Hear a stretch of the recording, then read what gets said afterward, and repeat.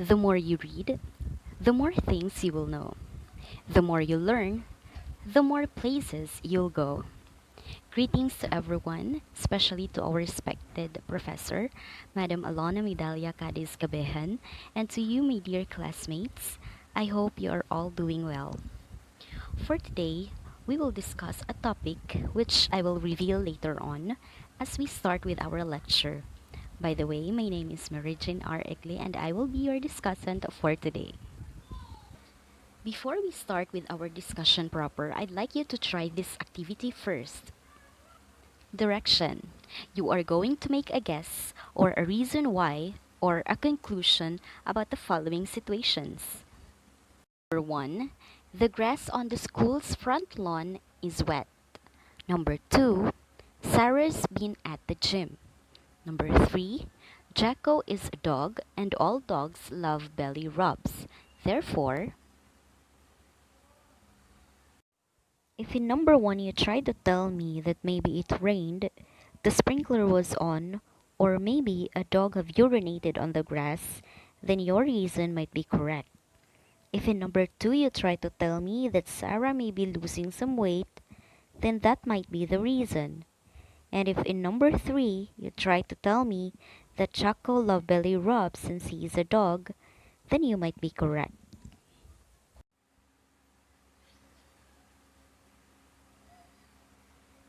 All your assumptions may be correct or maybe not.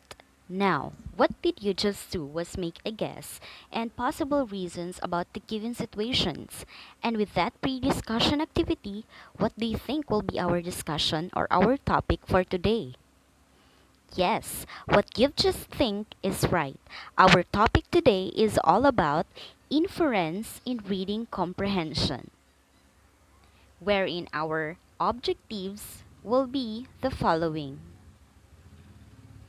Number 1, discuss inference in reading comprehension. Number 2, identify the steps in making inference. We've all have been there at some point, us having a blank face staring at what we just read and look back at our teacher in response to the question and states, "I don't know, teacher, it doesn't tell us in the story," or "I don't know, teacher, it wasn't stated there." Usually, this response has been incited by an inferential question. But what exactly is inference?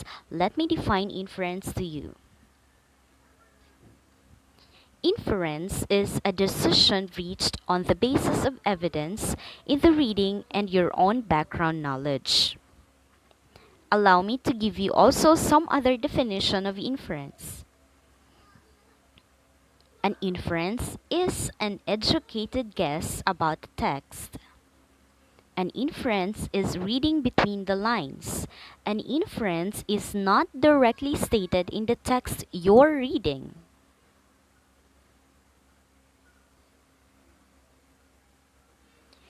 In the third example of our pre-discussion activity a while ago, you were to give the conclusion about Jacko because drawing conclusion is the outcome of making an inference. And prediction is an outcome about the future that you have inferred. The author or character implies, but the reader infer when you make an educated guess. You already make inferences of all time. For example, imagine you go over to a friend's house and they point at the sofa and say, "Don't sit there. Cindy came over with her baby again." What could you logically conclude? First, you know there must be a reason not to sit where your friend is sitting and pointing. Next, the reason not to sit there is related to the fact that Cindy just visited with her baby. You don't know what exactly happened, but you can make an inference and don't need to ask any more questions to know that you do not want to sit there. Let's try another exercise. Exercise. Practice making an inferences. Imagine you witness the following unrelated situations. What can you infer about each one? Number one, you see a woman pushing a baby stroller down the street. Second, you are you are a corner you are at the corner and see two parked cars at an intersection and the driver in the back starts honking his horn. Third, you are walking down the street and suddenly a dog comes running out of an open door with its tail between its legs. I'll give you time to think.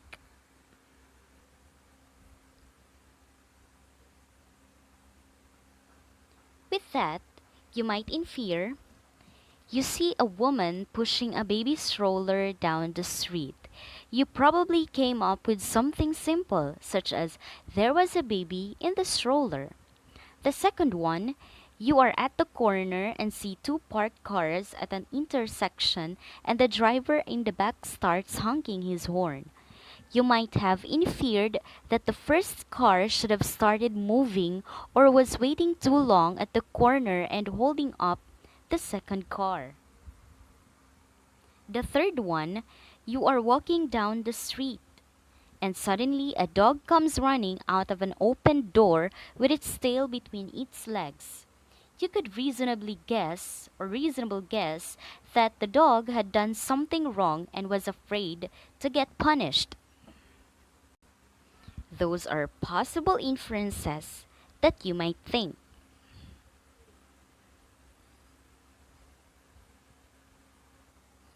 Here's a picture showing what inference really is. Clues in the book plus your own thinking or your own background knowledge equals inference. What can inferring can do for you? First, define own words using context clues. Second, learn about the character. Third, picture the setting. Fourth, determine the author's or character's feelings and bias. Fifth, draw conclusions and make predictions based on facts. And the sixth, but not the least, use your prior knowledge to better understand the reading. Let's go through this one at a time.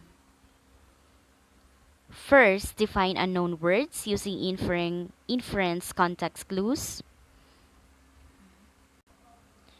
The resilient survivors were soon cracking jokes.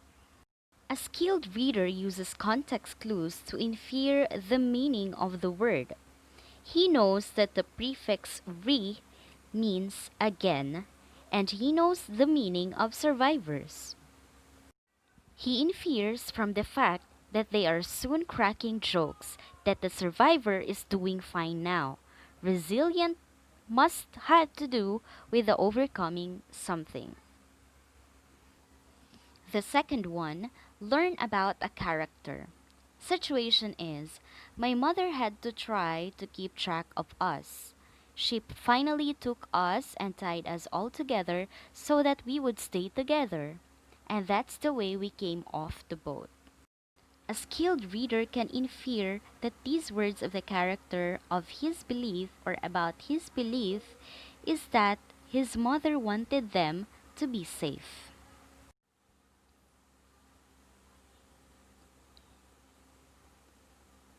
The third one is picture the setting. The French town was in shattered ruins. The buildings were jagged shards now, and rubble was scattered everywhere.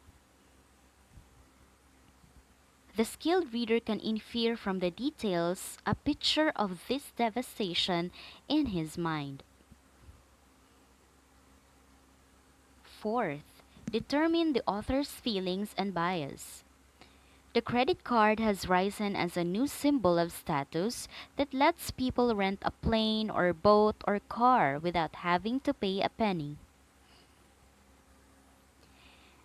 A skilled reader infers that Time magazine was biased about the use of the new credit card.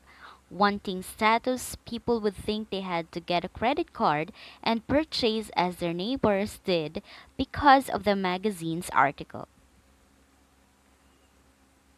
The fifth one, draw conclusions and make predictions based on facts. Example, President John F. Kennedy was shot and killed in a motorcade in Dallas, Texas on November 22nd, 1963.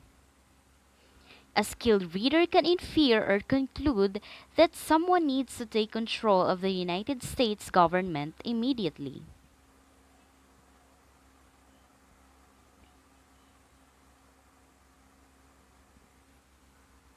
Next is use prior knowledge to better understand the reading. Situation, John Glenn was the first American to successfully orbit Earth 3 times. He got a hero's welcome comparable to the one Charles Lindbergh received 35 years before. The skilled reader knows that Charles Lindbergh was the first to fly transatlantically. He knows how honored he was. Oops! Let's try your inference skills. You may not be able to answer me personally, but you may jot down your answers because we're gonna try to check it later. Good luck! Inference number 1. A returning Vietnam veteran was asked to describe the country of Vietnam. He said it isn't peace and there is no honor. Try making an inference. What does the veteran imply? Should the soldiers be coming home? Jot down your answers. Inference number 2 or number 2. Miss America of 1921 stood only 5 feet 1 inch tall. With which following statement would the author be more likely to agree? 1. In 1921, judges thought tall women were less attractive than shorter ones. Or number 2, Miss America of 1921 was shorter than winners of more recent years. Jot down your inference. Number 3, in the 1940s, Joe DiMaggio was an American baseball hero.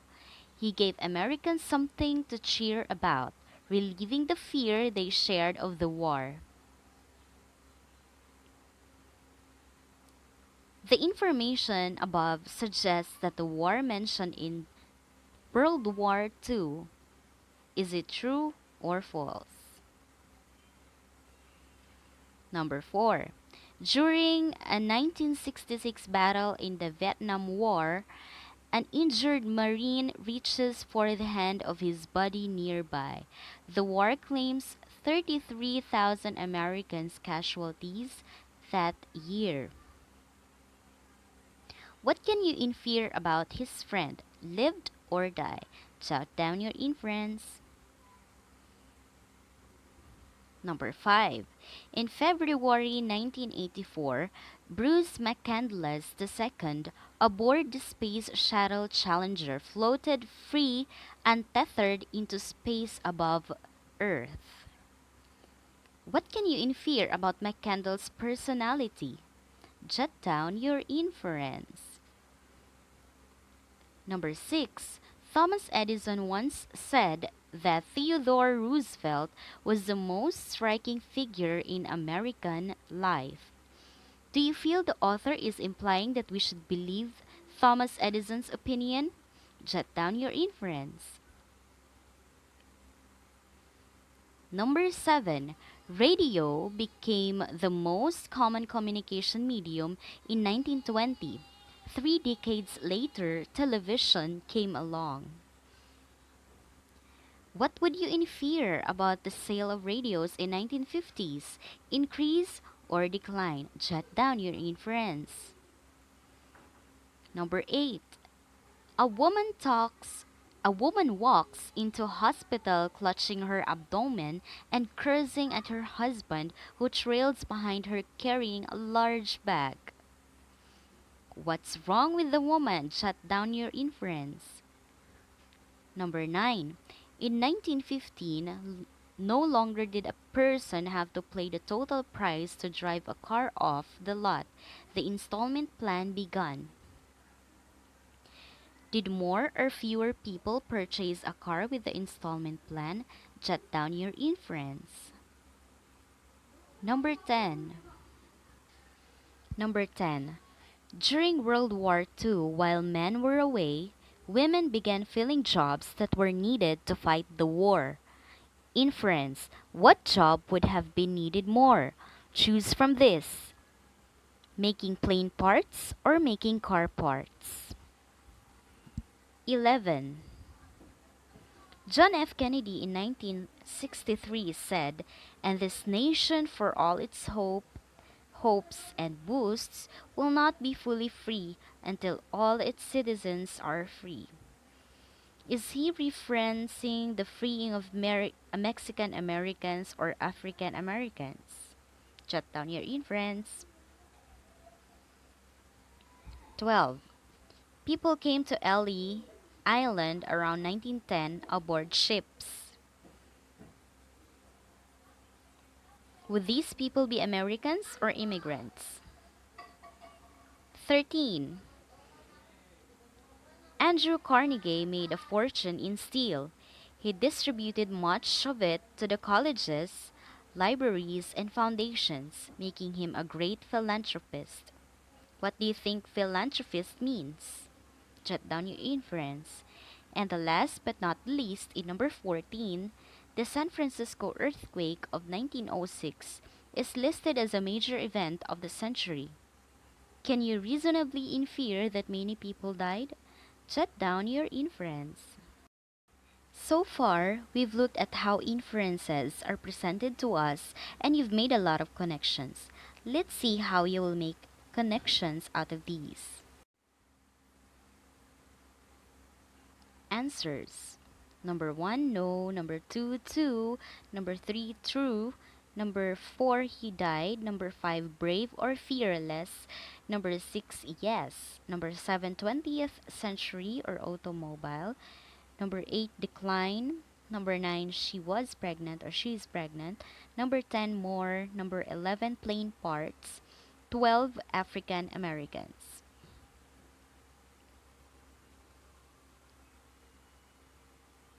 There are 3 ways we make inferences. Most of the time, we don't know or we don't even know we're making an inference.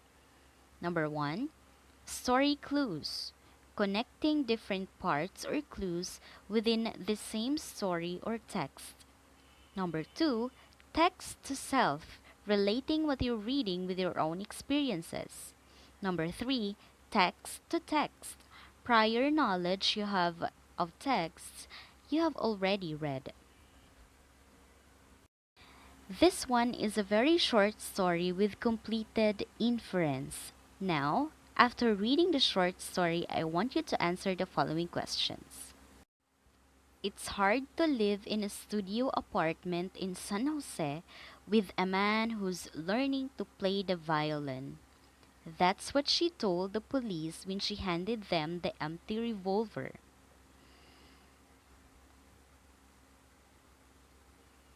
Answer in pairs or answer on your own. 1. What do you think has happened? 2. Why did it happen? 3. What are the possible relationships between the violin player and the woman? And 4. How does the story end? Your answers will be considered as the inferences. Good luck! What is the bottom line of this? Text is not complete without the reader, and that sometimes you have to learn how to read between the lines, and that is inference. Can you create a scenario that can only be understood by inference? Try it. Good luck! Thank you so much for listening, and I hope you have understood something from my report. Good day!